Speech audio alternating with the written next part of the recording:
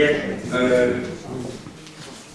8h30, nous allons commencer le conseil. Je fais l'appel des conseillers.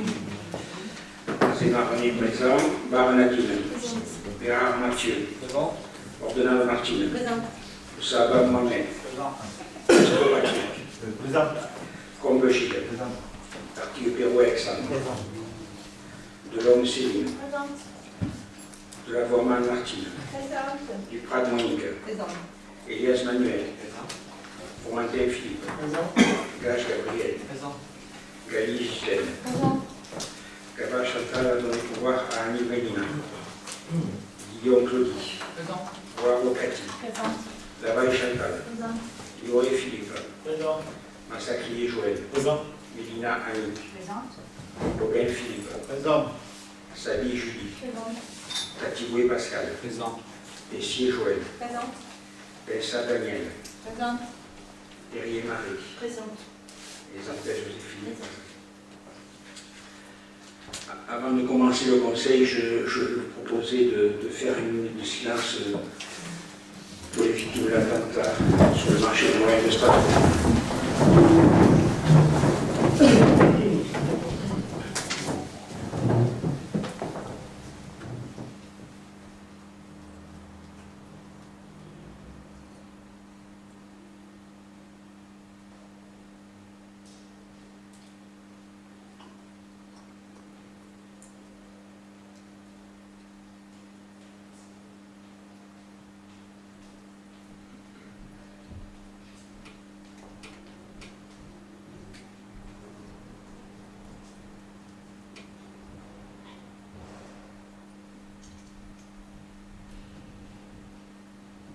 Merci.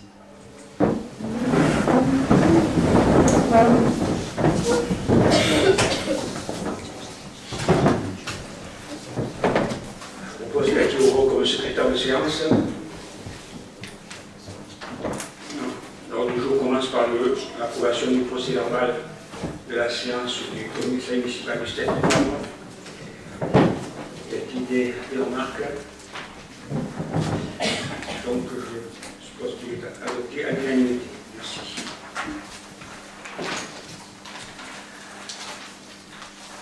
Sur les décisions, donc, je termine à prendre en fonction de ce que vous m'avez confié comme possibilité. La première, c'est le marché public de fourniture de véhicules agricoles donc, avec l'entreprise Gay, un tracteur porteur pour un montant de 37 000 €. Et l'entreprise de Dieu pour une tondeuse frontale pour un montant de 22 790 €. Et ces appareils sont destinés donc à équiper les administratifs municipaux et ceci a été débattu donc en commission d'appel d'offres. Ensuite, la décision donc souscrire une reprise d'un agent agricole, c'était dans le marché en fait, on proposait à l'entreprise de reprendre les engins qui étaient, disons, un peu défaillables, mais qui pouvaient encore peut-être rouler quand même. Et c'est donc pour l'entreprise de Dieu, nous a repris le tracteur agricole Cubita pour monter hors taxe de 2 000 €. Ceci faisait partie du marché. On verra plus tard parce que l'entreprise Gay de Massaran a aussi repris le tracteur pour un montant de 5 000 €, mais quand il y a une exécution plus importante, il faut la placer en délibération pour ensuite pouvoir le sortir de l'inventaire. Alors, sur la modification du règlement du service de prêt de la navette aux associations antonivaines, c'est toi, Daniel, qui dois le présenter. Voilà. Bonsoir. Le nouveau véhicule du transport à la demande, mis en place par le CCAS, c'est un master 9 places, est un service gratuit réservé aux plus de 65 ans, autonomes et aux demandeurs d'emploi d'autorité. La navette fonctionne désormais du lundi au jeudi, de 8h30 à 12h30 et de 13h30 à 16h30. Le vendredi de 8h30 à 12h30 et de 13h30 à 15h, sauf les week-ends et les fériés. La réservation est obligatoire au plus tard la veille avant 12h et pour les trajets du lundi. Il faut réserver avant le vendredi 12h. Dans le cadre du soutien à la vie associative, sportive et culturelle, le véhicule reste mis à disposition gratuitement le week-end pour des déplacements concernant des compétitions ou des manifestations, dans un rayon de 250 km. Afin de réglementer plus précisément le service de prêt à la navette aux associations haute-rivaines, il convient de modifier les articles 1, 2, 3, 4, 6 du règlement intérieur. Donc il est proposé au Conseil de modifier le règlement intérieur de ce service et d'autoriser M. le maire à prendre toutes les dispositions utiles à son bon fonctionnement. Vous avez derrière le nouveau règlement. Si vous avez des questions.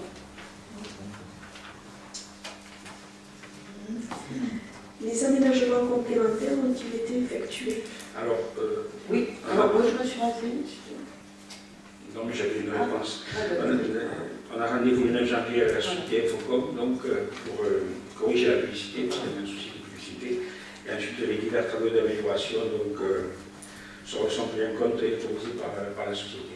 Voilà. Ensuite, 65 ans autonomes. Les non-autonomes,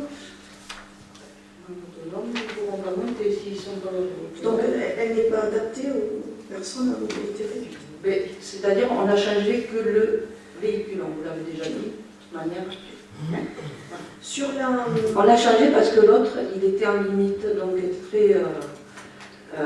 300 000 km, il commençait à poser des problèmes de sécurité par rapport à ça. Il faut le redire. À combien s'élèvent les recettes de publicité annuellement? Ah, mais ça ne concerne pas. C'est le contrat de la société Infocom. Franchement, on ne le sait pas. Non. Ok. On n'a pas le droit.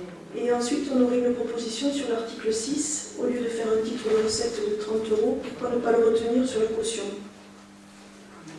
Ça avait été comme ça sur le premier règlement, on l'a pas modifié. C'est beaucoup plus difficile de... 30 €, c'était pour le nettoyage, vous voyez. Oui, mais c'est beaucoup plus difficile d'argumenter un titre de recette de 30 € que de retenir sur la caution.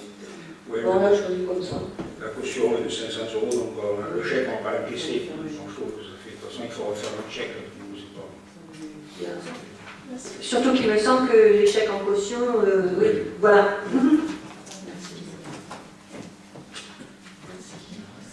S'il n'y a pas d'autres questions, on peut mettre au vote. Qui est contre? Qui s'abstient? À l'unanimité.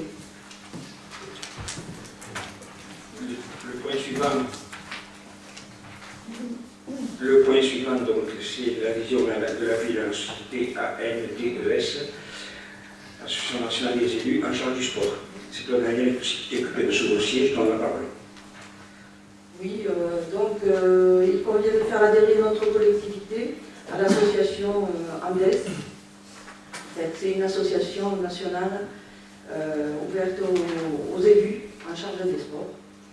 Donc les buts définis par cette association sont de nature à aider à promouvoir les échanges entre communes dans un souci de bonne gestion et de partage des expériences en matière d'investissement et de bon fonctionnement. On a eu déjà l'occasion de le faire, puisqu'il y a une commune qui est venue voir le gymnase, le sol, justement, parce qu'ils étaient désireux de changer le sol du gymnase, et ils ont pu avoir donc, la vision de ce que peut donner un sol, comme on a mis sur le gymnase. Donc, ils sont partis avec quelque chose, disons, une idée qui... Ça les intéressait pas de le mais faire. ça les intéressait finalement. Et vous savez, ça les intéressait pas parce qu'ils se sont aperçus que c'était un sol qui faisait énormément de bruit. En fait, le revêtement est assez bon, hein, on peut dire que c'est un bon revêtement en dureté, en efficacité, parce qu'on va faire le repas des aînés, il n'y a pas besoin de mettre une protection. Ça, c'est très bien. Mais par contre, dessous, eh bien, c'est du bois. Et quand vous entendez déjà les gamins du collège les pratiquer, courir, c'est vrai que ça fait énormément de bruit. Et c'est pour ça que c'est pas mal d'aller visiter, quand on aura des projets, d'aller visiter par le biais de l'ANDES, c'est possible. Voilà. Donc, bon, mais ça sert à ça, mais ça sert aussi à resserrer les liens et à renforcer les échanges, puisque le 17 octobre, on a pu, vous étiez invités, à venir bien, à cette première réunion de l'ANDES qui s'est passée ici. Et ma foi, on a vu le maire de Caraman, on a vu des élus de l'Ariège, on a vu des élus de la Haute-Garonne, on était assez nombreux. Et le conseiller départemental en charge du sport, M. Mimassou. Donc c'était assez un moment d'échange et très intéressant. Ça assure aussi la défense des intérêts matériels et moraux. Ça peut nous aider pour les collectifs, tant collectifs qu'individuels de ses membres. Et d'assurer la représentation collective de ses membres auprès de l'État. Voilà, cette association peut et doit nous représenter, va nous représenter dans le bureau de l'État. C'est un plus, il me semble que c'est pas mal de le faire aujourd'hui. De constituer un organe de réflexion consultative en matière de gestion, d'organisation des activités physiques et sportives. Voilà. Alors il y a une cotisation annuelle, elle n'est pas très élevée, de 5 000 à 19 999 habitants, c'est de 225 € à l'année. Donc on ne se ruine pas.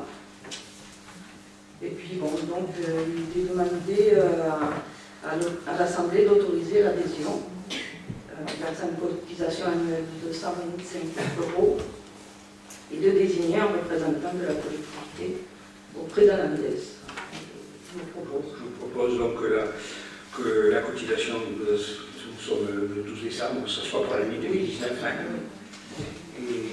et de désigner Daniel Tensa comme représentant de la collectivité. Avez-vous des questions? Madame Tenza, est-ce que vous comptez faire une commission sport prochainement? Oui, j'attendais un peu au niveau des travaux aussi pour avoir des éléments un peu plus probants sur le stade Marcel Soulan et sur le tennis aussi. Voilà. J'attendais un peu d'avoir avancé sur ces dossiers. On le fera certainement en début d'année. Donc on met au vote l'adhésion à l'association et le fait que Mme Tensa va nous représenter dans cette association, qui est contre, qui s'abstient, à l'unanimité. Ensuite, nous avons parlé de la modification apportée à la convention commune avec l'association de CECF, construisons ensemble comment faire. Donc, cette association occupe depuis quelque temps le local qui est dans l'enceinte du Moulin Ponce, à côté donc, de la médiathèque. Jusqu'à une date assez récente, elle partageait ce local avec l'association Vélotorib. L'association Vélotorib a été dissoute, donc ils utilisent seul ce local. Ce local, c'est le rez-de-chaussée. Alors, on a précisé certaines choses. Donc, il est bien dit que dans la mise à disposition, la commune de tribunal de fonction de l'association, le rez-de-chaussée, et c'est parti du local, c'est que le rez-de-chaussée, pour l'instant, l'étage n'est pas accessible. Et ensuite, on a rajouté la destination, donc en accord avec l'association, la commune pourra utiliser les locaux donc, en cas de besoin. Et un article 11 donc, qui a été rajouté pour la sécurité incendie. Y a-t-il des questions? Non, pas de questions, je passe donc au vote. Qui est contre? Qui s'abstient? À l'unanimité. Alors, ensuite, renouvellement de la convention de partenariat avec ADIE, Association pour l'initiative économique. Monique, présente.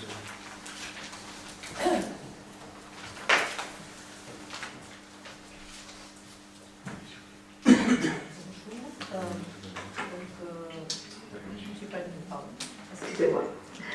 Bonsoir.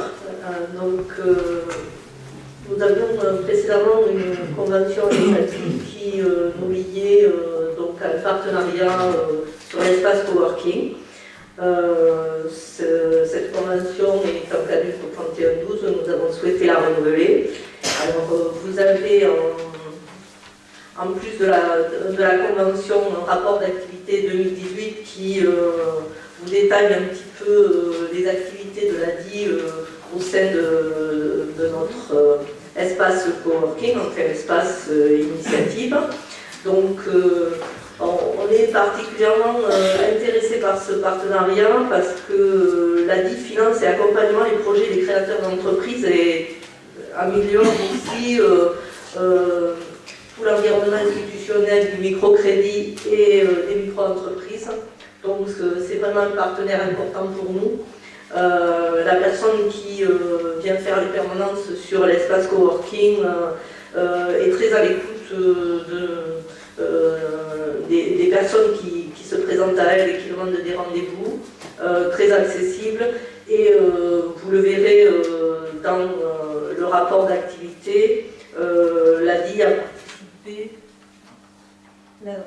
a participé régulièrement à des actions sur cet espace. Et notamment, ça ne marche plus. Bon.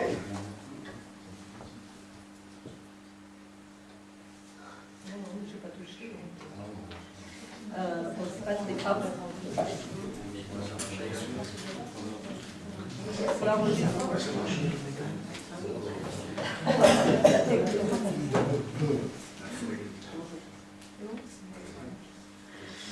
Donc, et en particulier, donc, le 14 septembre, je leur avais demandé de participer à une action sur la création d'entreprises et les projets de financement.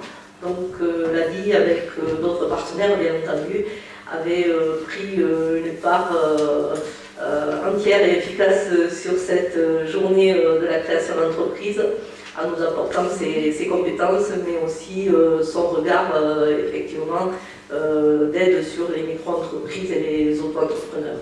Voilà, donc on vous demande de bien vouloir accepter le renouvellement de cette convention. Le coût pour la municipalité est relativement faible, j'allais dire, puisque nous lui versons simplement une rétribution de 50 € par, comme vous le voyez dans la convention, par heure de présence, enfin par présence, oui, effectivement. Ce qui se passe, c'est que sur l'année, donc, en plus de cette présence, elle reçoit ce rendez-vous. Donc, je crois que le service qui nous est rendu dépasse largement les termes de la convention. Voilà. Je vous demande de bien vouloir accepter ce renouvellement. Vous avez des questions ? Cette compétence activité économique et emploi étant une compétence communautaire, comment légalement pouvez-vous vous substituer ? Quand on regarde le rapport, 5 entrepreneurs, un seul habitant d'Haute-Rive. Qu'en pense Monsieur le Président de l'intercommunalité ? Si je puis me permettre, donc effectivement, vous le savez par ailleurs, la plupart des actions que je mène sur l'espace initiative, effectivement, non seulement touchent les Hautes-Rivains, mais touchent la plupart des habitants de la communauté de communes. Et j'ai l'accord du président de la communauté de communes pour mener des actions qui touchent une compétence effectivement de la communauté de communes, mais étant vice-présidentée également là-bas, je mène des actions en accord avec M. Munoz, qui est sur le développement économique à la vice-présidence de la communauté de communes. Donc, j'allais dire, c'est un échange de bons procédés, sachant que, par ailleurs, nos Hautes-Rivains utilisent tous les autres services du service emploi et vice-versa. Donc, je pense que, voilà, comme pour la médiathèque, c'est ouvert aux personnes extérieures, je pense qu'on peut ouvrir cet espace aussi aux personnes extérieures, aux habitants d'Haute-Rive. Sans que cela nous apporte un préjudice. Voilà. La médiathèque n'est pas une compétence communautaire. Là, vous engagez l'argent des contribuables haute-rivains sur une compétence communautaire. Et vous dites que vous êtes d'accord et que Monsieur le Président est d'accord. C'est bien ça, j'ai bien compris. Donc, vous pensez que j'engage de l'argent d'Haute-Rive pour des personnes de l'extérieur? Oui. Donc, alors, sur le bilan 2018, effectivement, vous l'avez vu, il y a des personnes de l'extérieur qui ont participé. Toutes les prestations que nous faisons sur l'espace coworking sont ouvertes aux auto-entrepreneurs et aux personnes qui créent leur entreprise, qu'elles soient haute-rivaines ou qu'elles viennent d'une commune, de la communauté de communes. Effectivement, ça pourrait, comme vous dites, poser un problème, sachant que cette convention existait préalablement, qu'on n'a pas trouvé d'autres façons de mobiliser la DI sur la communauté de communes pour l'instant, et que je ne voyais pas d'inconvénient à ce qu'on puisse mobiliser ça, puisque dans tous les cas, ce service est principalement axé sur les auteurs-riverains. Bon, au niveau du... Oui, Bilan, 5 entrepreneurs, 1 habitant d'Autorive. 5 entrepreneurs qui ne sont pas d'Autorive. Communauté de communes, ça veut pas dire. Et c'est pour ça, pourquoi c'est la commune qui s'engage financièrement. Vous dites tous ça, c'est la communauté de communes. Pourquoi c'est la commune qui s'engage financièrement? Alors, il me semble que c'est M. Bastiani qui a introduit la DI au TRIB, donc au coworking.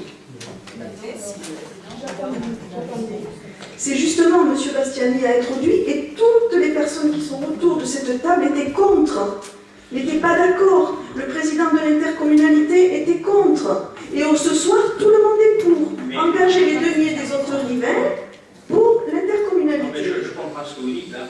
Effectivement, ce qui s'est passé, c'est que dans l'ancienne équipe, il n'y avait pas d'accord entre la commune et l'intercommunalité. Maintenant, il y a un accord, mais bon, voilà, mais écoutez, comme pour plein d'associations, on paye des subventions et c'est pas que les autorivains qui utilisent les locaux, tout ça, c'est pas. Ça ne me dérange pas, c'est pas des sommes, c'est pas des millions. C'est vrai que nous sommes en période faste, vous avez raison de le souligner, M. Azéma. 50 € là, arrêtez. Bon, si je vous entends, vous souhaitez que je ne permette pas aux personnes extérieures au TRIB de bénéficier de la DI. C'est ce que vous êtes en train de me dire. Que ce soit fait sur la CCBA. Vous demandez à la CCBA de le prendre en charge. C'est tout ce que nous demandons. Bien, on a bien entendu. Tout à fait. Donc, avec la façon dont c'est proposé, qui est contre, qui s'abstient, 4 abstentions. Ça me fait penser que j'ai complètement oublié quelque chose en début de conseil, suite à tous ces événements. C'est pas facile. Et sur la partie économie-emploi, on va vous demander de retirer de l'ordre du jour du conseil la modification du règlement intérieur de l'espace coworking suite en fait au mouvement qu'il y a dans l'entreprise Aleva, et donc on ne peut pas modifier pour l'instant, on n'a pas toutes les données. Et ensuite, je vous dis que vous avez un document sur la table pour une exonération totale de facture 2 pour l'administrer. Si vous êtes d'accord, ça fasse partie de votre tête. Merci. Donc on passe au point suivant, rapport d'activité du SDEC. Philippe. Comment?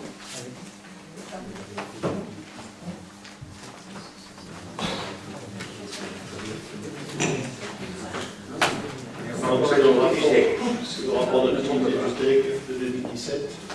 Donc l'intégrité du rapport annuel de l'état de disposition des élus au secrétariat général et également de dispositions sur le site du SDEC www.sdeg.fr, rubrique rapport d'activité. Voilà.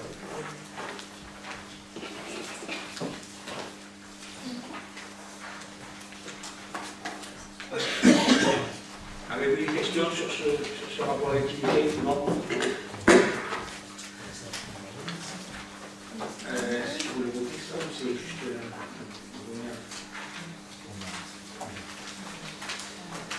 on prend acte de vote. Ensuite, donc, sur l'économie-emploi, modification de la régie de recettes de l'espace coworking. On dit que tu n'es pas trop fatigué. Ça va.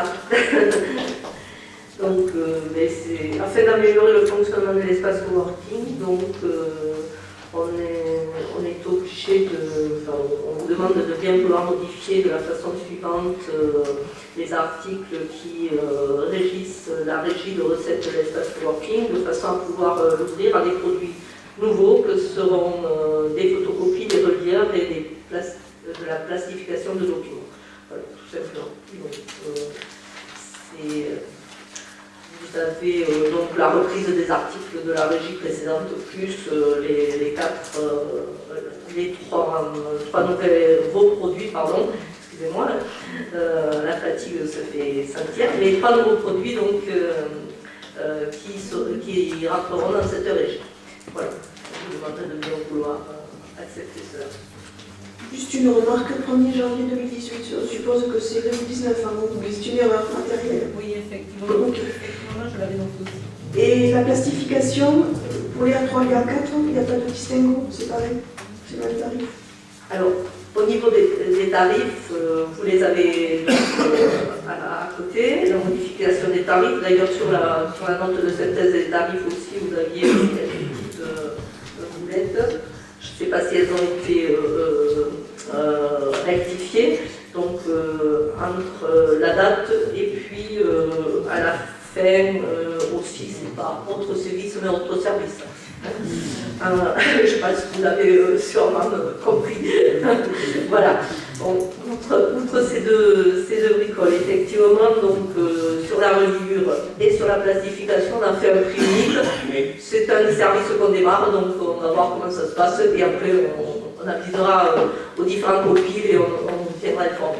Il y a 2 votes unités, il y a 2 votes, il y a la modification de la régie de recettes et ensuite les tarifs. Alors sur la modification de la régie de recettes, qui est contre, qui s'abstient, à l'unanimité. Ensuite, on les tarifs. Tu veux parler sur les tarifs? Sur les tarifs, pas grand chose à dire, si ce n'est qu'on a augmenté un petit peu les tarifs de l'open space et sur les domiciliations, on est resté sur les mêmes tarifs. On a créé des nouveaux tarifs pour les copies et les nouveaux services. Voilà, donc après le reste est à peu près équivalent. Donc cette augmentation, pourquoi? On a fait une analyse tout simplement, on a regardé un petit peu quels étaient les utilisateurs et on s'est dit qu'on pouvait peut-être augmenter un petit peu nos tarifs par rapport au marché qui se faisait par ailleurs. On est largement en dessous des marchés de toute façon et ça reste un service très accessible. Et très utilisé. Et très utilisé, très utilisé. Y a-t-il des questions? Non. On voit qui est contre, qui s'abstient, à l'unanimité.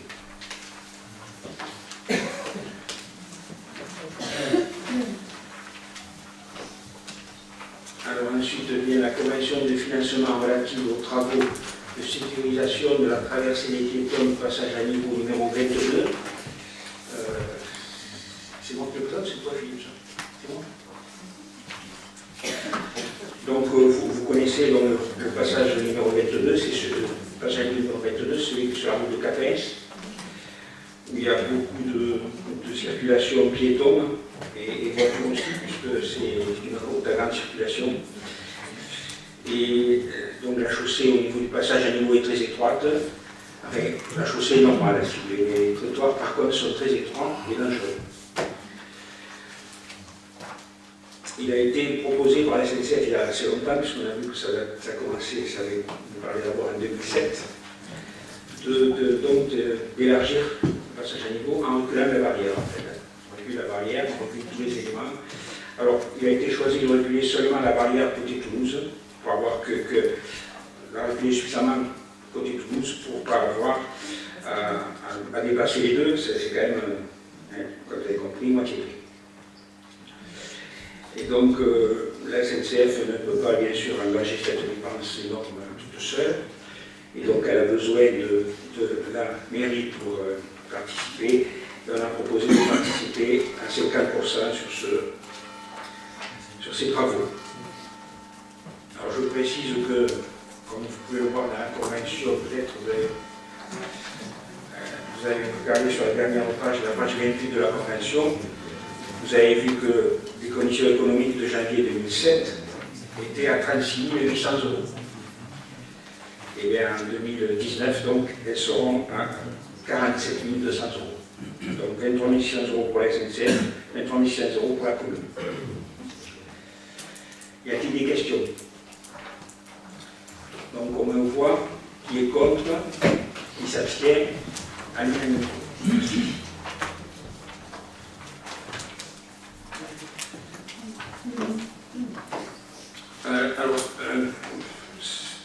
Versement d'une subvention au centre social de foyer.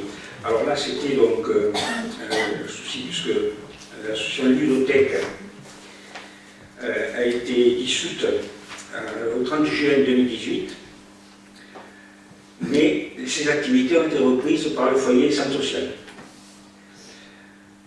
La Ludothèque bénéficie d'une subvention de 12 000 €.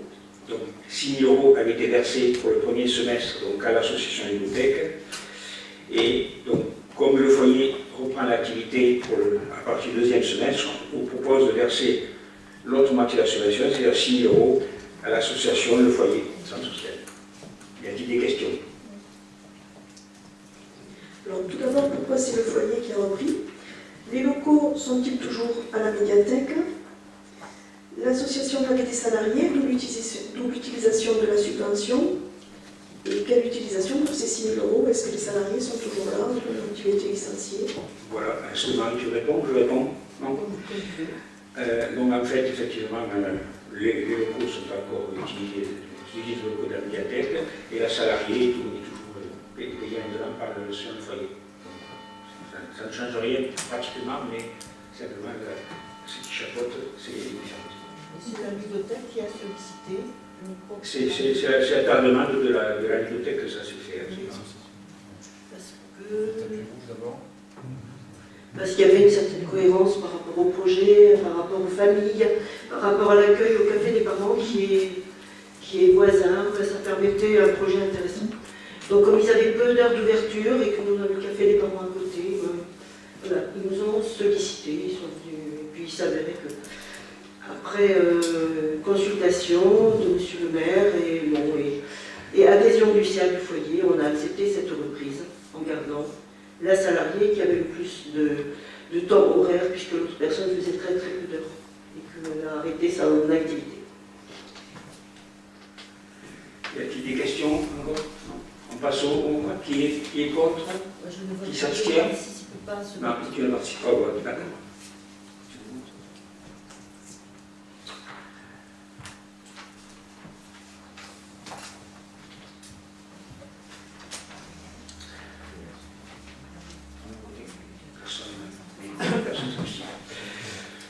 Conditions de partage suite à la restitution de la compétence travaux hydrauliques agricoles, c'est ce qui se fait, surtout quand il y a eu les orages et que les rempli les fossés, donc curage de fossés.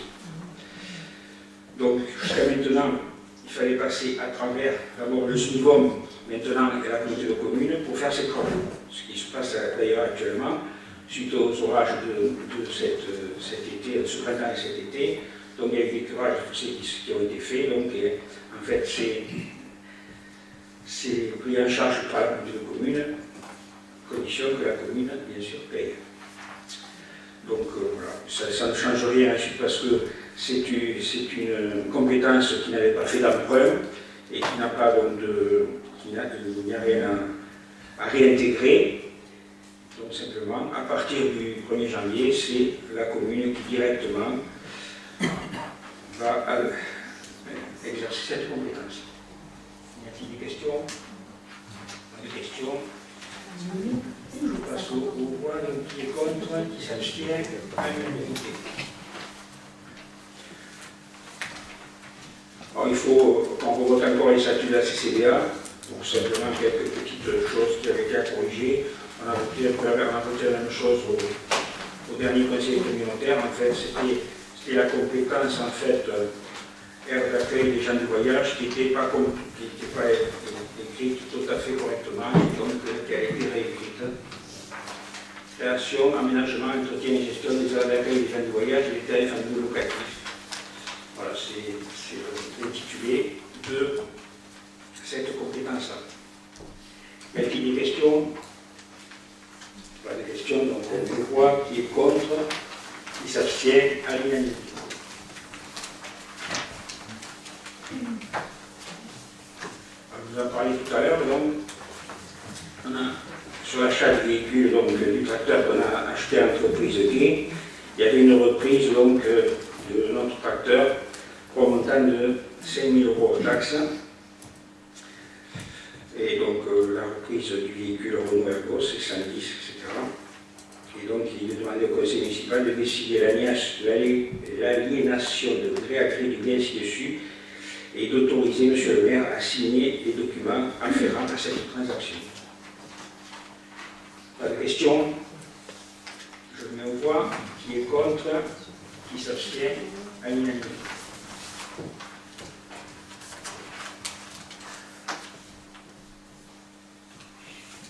Alors sur le stade Marcel Toula, c'est une délibération qui n'était pas obligée de passer, mais on s'est dit quand même que vu toutes les modifications qu'il y avait, ça serait bien d'éclaircir les choses.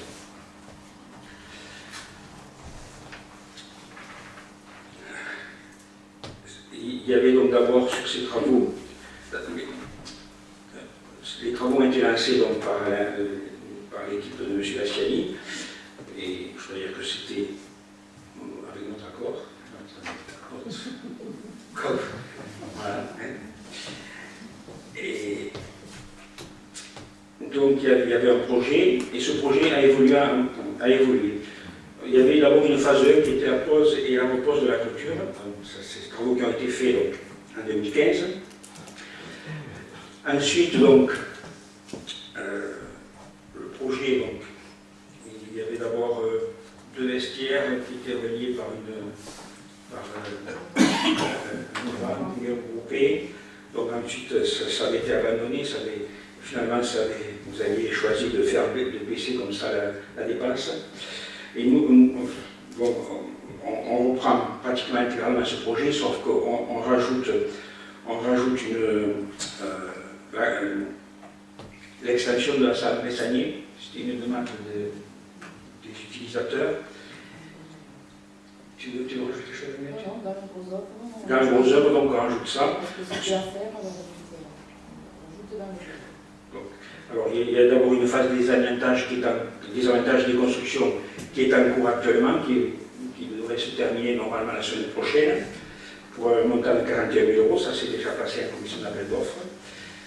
C'est l'entreprise COF qui fait les travaux. Et ensuite, donc, la construction des vestiaires de rugby, du foot et du joue, avec extension de la salle Sanier, avec un montant estimé à 492 000 € hors taxe, sachant que l'ouverture des prix pour ce marché se fera lundi prochain. Ensuite, il y a une autre évolution aussi dans architecturale dans le projet. Est-ce que tu veux en parler, Pascal?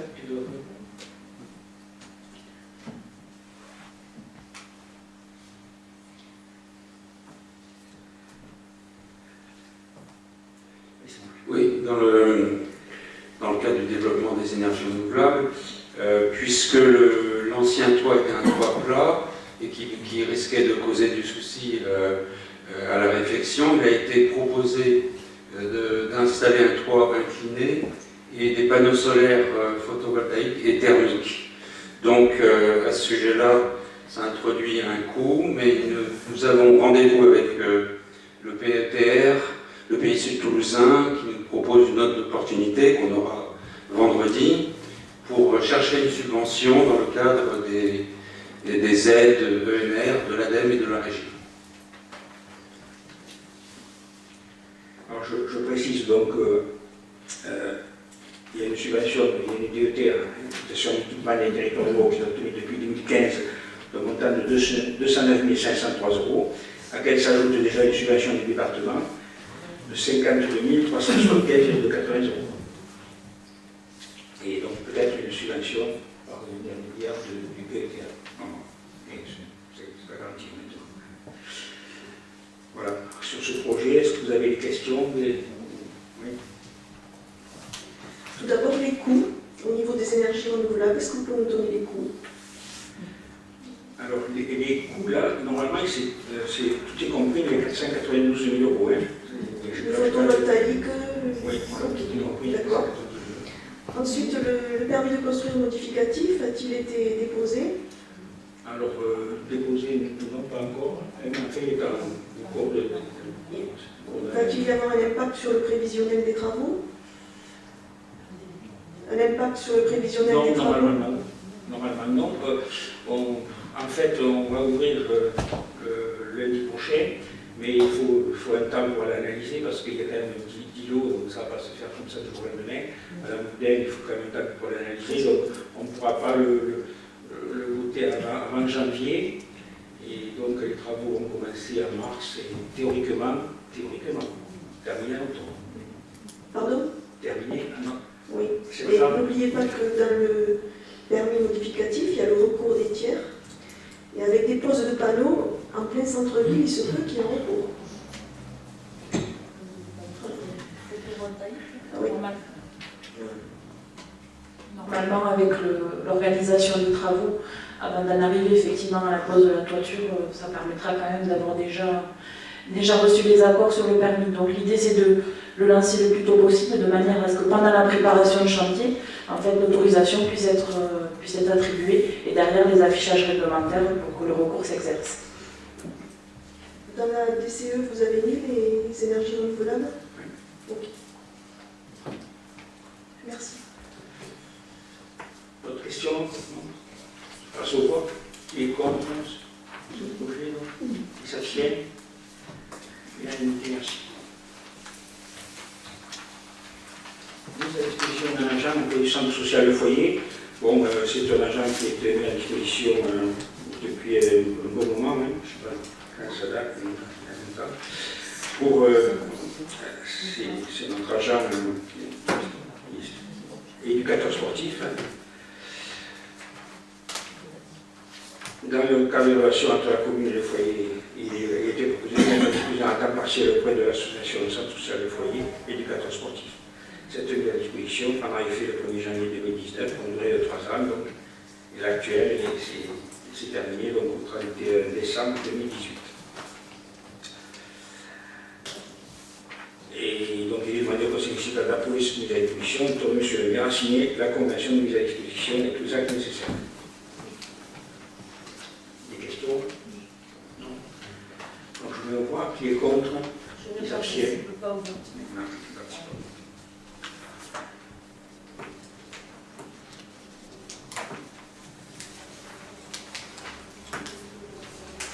Alors, suite à votre demande, on a repris la convention de mise à disposition d'un agent auprès du CCAS, sachant que là aussi, je ne sais pas ce que vous avez sur votre convocation, mais ça sera au 1er janvier 2019 et non pas au 1er janvier 2018. Ça a été copié-collé, et c'est pas bon. Donc cette mise à disposition se fera au 1er janvier 2019 pour une durée de 3 ans. Je sais que vous allez me poser la question pour l'autre agent, mais il faut...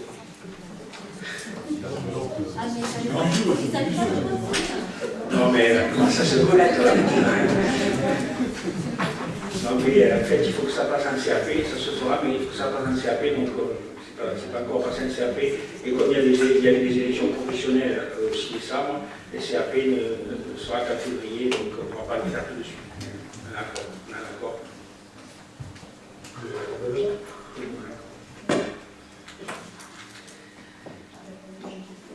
Alors, question. Oui, je reviens sur les propos que j'ai pu tenir donc, en conseil d'administration du CCAS. Et il nous semble toujours qu'il manque 3 articles dans notre délibération, dans notre convention, je veux dire. Oui, donc je pense qu'il manque la transmission préalable aux fonctionnaires intéressés. C'est une obligation, ça, hein, d'avoir cet article, comme quoi le fonctionnaire intéressé doit avoir eu connaissance de la convention, des conditions d'exercice avant de le faire. Deuxièmement, ça c'est l'article 2 du décret de 2008. Ça a été fait, puisque avant que ce soit... Ça doit être dans la convention. Ça a été mis en CAP, donc ça a été accepté. Ça doit être dans la convention. C'est l'article 2 du décret 2008, hein, celui que vous mettez en référence. Après, il y a la transmission du rapport annuel au comité technique, c'est l'article 12 de ce même décret, et ça a été c'est une obligation législative qui est posée par l'article 62 de la loi de 84-53 que vous citez aussi en préambule. Et puis surtout, toujours pareil, c'est la juridiction compétente en cas de conflit, puisque vous l'avez mis dans la convention précédente, celle de mise à disposition auprès du foyer, et dans celle de mise à disposition auprès du CCAS, vous ne mettez pas ça. Voilà, pour nous, il nous semble qu'il faudrait ces 3 articles. D'accord, mais le problème, c'est que c'est comme ça qu'elle a été acceptée par la CAP, et oui, mais c'est pas parce que la CAP a fait une erreur qu'il faudrait que... Et si la préfecture me demande, on le fera, sinon on va laisser comme ça. Donc voilà, on va passer une 3e fois la commission.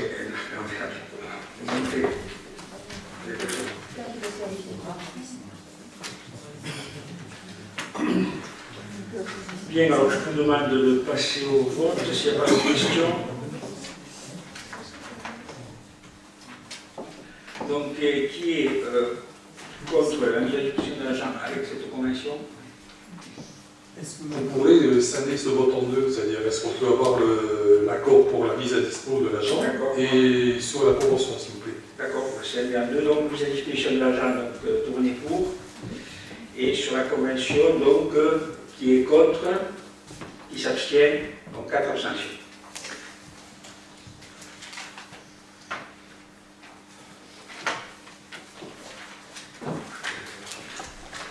Sur la suite des ressources humaines. Suite. Modification du tableau des effectifs. Alors, on vous propose de créer les postes suivants. Un poste de rédacteur à temps complet. Un poste de rédacteur principal de deuxième classe à temps complet. Un poste de rédacteur principal de première classe à temps complet. Un poste d'attaché à temps complet. Alors là, on ne s'affole pas. Et c'est pas, on ne crée pas 4 postes. Et comme on veut embaucher une personne donc, qui aura un poste de juriste qui va remplacer donc, 2 personnes. Une personne qui est actuellement à l'urbanisme, qui fait un temps incomplet, de 5 heures, et une assistante du DGS. On va remplacer ces 2 personnes donc, par un juriste, et on ne sait pas, on va recruter un juriste, mais on ne sait pas dans quelle catégorie il va se placer. Donc on ouvre 4 postes pour être sûr de pouvoir le recruter sur l'un de ces 4 postes. On supprimera ensuite les 3 autres. Si. Voilà. Y a-t-il des questions? Des questions? Non? Alors, qui est contre cette ouverture de poste? Qui s'abstient? Merci. Alors, pour la police municipale, donc, on vous propose donc d'ouvrir un poste de gardien brigadier de police municipale à temps complet et de supprimer en même temps le poste d'adjoint technique principal de deuxième classe à temps complet. Et il s'agit d'un agent qui est actuellement à SGP, qui va passer policier municipal, donc on supprime son poste, il était sur un poste d'adjoint technique, on supprime ce poste d'adjoint technique et on crée le poste de gardien brigadier qui est son nouveau poste, nouveau travail. Des questions? Pas de questions, je le vois. Qui est contre? Qui s'abstient à l'unanimité. Alors, rebelote par rapport à tout à l'heure. On va créer 4 postes dans la police municipale. Un poste de brigadier chef principal, un poste de chef de service de police municipale, un poste de chef de police municipale principal de deuxième classe à temps complet, et un poste de chef de service police municipale principal de première classe. Alors aussi c'est la même chose, c'est pour le départ à la retraite de notre chef de la police. On nous voit les 4 possibilités. Ce recrutement va se faire là, incessamment sous peu. Donc les candidatures étaient déposées, je crois, jusqu'au 10 décembre. Là. Et donc on va ouvrir ce poste.